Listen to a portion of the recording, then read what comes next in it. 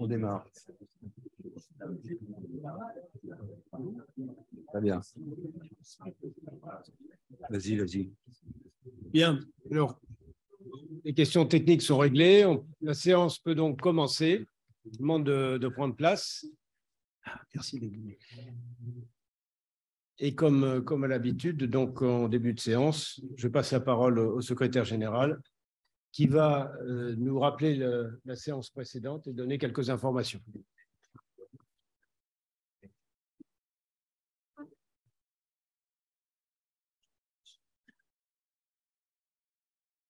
Bien, la séance du 11 janvier dernier était consacrée à l'actualité sur la maladie veineuse post-thrombotique. Elle a été introduite par une lecture de Bernard Launois sur les échanges médico-scientifiques entre la France et l'Australie dans les années 80-90.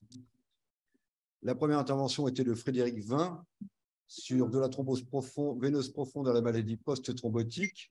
La thrombose initiale peut passer inaperçue et la maladie se manifeste dans 20 à 60% des cas seulement 2 ans après. C'est le score de Villalta qui fait référence avec 11 critères, soit subjectifs et objectifs, avec en particulier la présence d'un ulcère de jambe dans 5% des cas.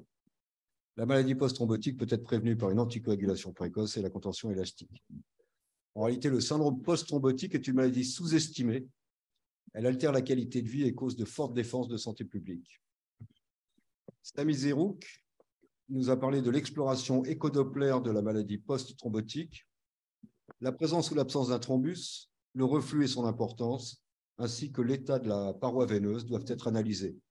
Il n'y a pas toujours de correspondance anatomoclinique et la plétismographie, qui a été abandonnée pour des raisons de prise en charge, apporte des renseignements complémentaires. Olivier Hartung, prise en charge médico-chirurgicale de la thrombose veineuse profonde des membres inférieurs à la phase aiguë. Le traitement médical par anticoagulant et compression élastique reste la référence. La technique actuelle de thrombectomie est essentiellement réalisée par voie endovasculaire percutanée, avec ou sans thrombolyse in situ. Ces techniques sont recommandées pour les thromboses veineuses profondes fémoro-iliaques de moins de 14 jours. Ne pas attendre pour une pathologie qui touche souvent des patients jeunes, y compris chez les femmes enceintes.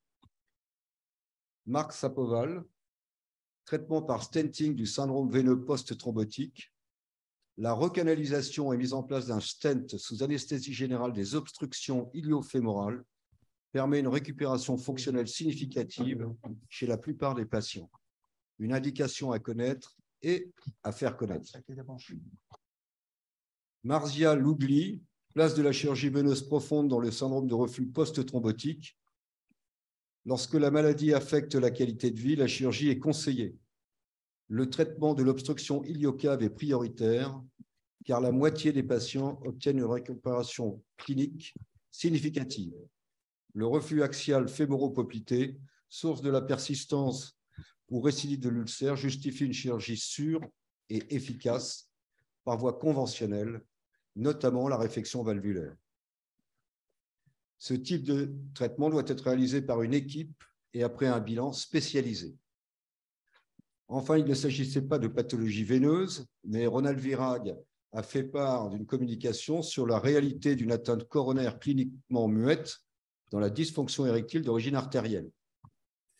20 patients sans antécédent cardiaque ayant eu un échodoppler pénien sous stimulation pharmacologique, en montrant une atteinte artérielle, d'âge moyen 55 ans, ont eu systématiquement un coroscanner. 19 avaient un coroscanner anormal, 3 ont été stentés et 1 a eu un triple pontage.